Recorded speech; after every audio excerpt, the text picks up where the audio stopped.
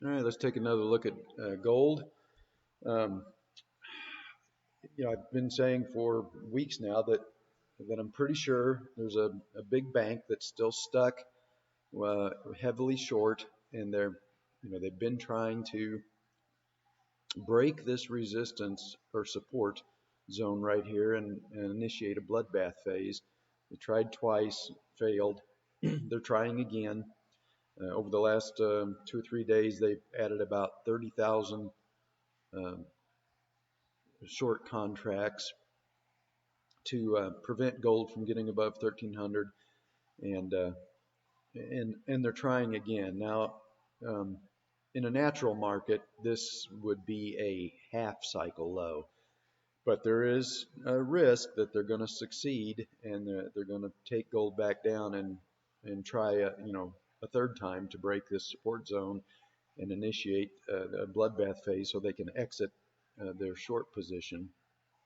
So I told my subscribers several days ago we needed to get on the sidelines and just wait and see how this plays out, just to be safe.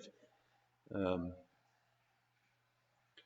all right, let me switch this over to the weekly chart so you can see what happened.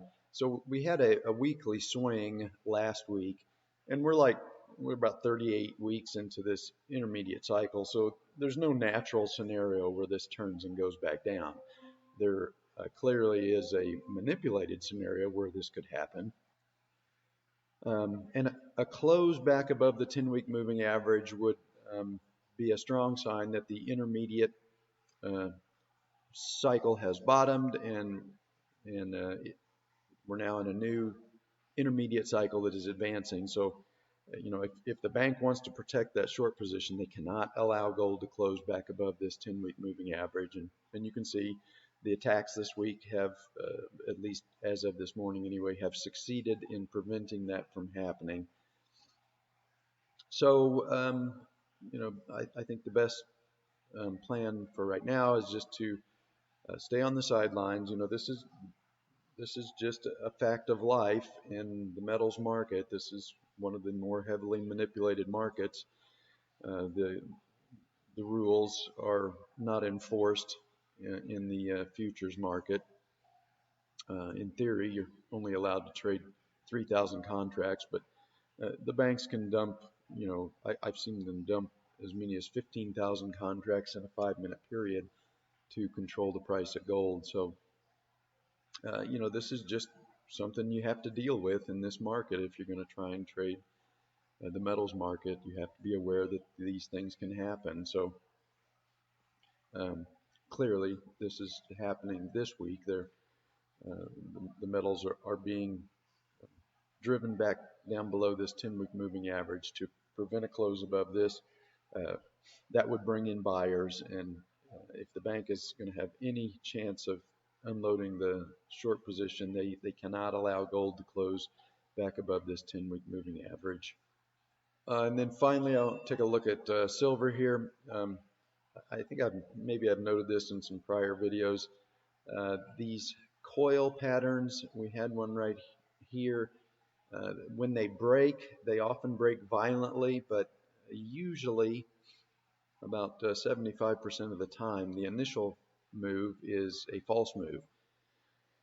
And it usually runs out of steam in 3 to 4 sessions and then reverses and goes back in the other direction. So you can see we had a coil here, and the initial break was up and then it reversed. Another coil here, which didn't really lead to much of anything, just more chop. I think this coil is going to follow the normal pattern. We've got, the first violent day down. We're getting follow through on the second day.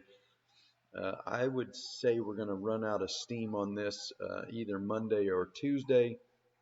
And then I think that's going to complete the intermediate cycle decline, and silver will turn and head back up. But no reason to jump in front of this right now. This is only the second day, and like I said, they usually last 3 to 4 days. And I would want to see some sign that the momentum has selling pressure has exhausted, momentum has is slowing and starting to turn back in the other direction before I would be ready to step in front of this. But this is probably a sign of a final move into an intermediate cycle low, not the beginning of a complete collapse in silver. Nothing that needs to be done today, but we'll see early next week. Like I said,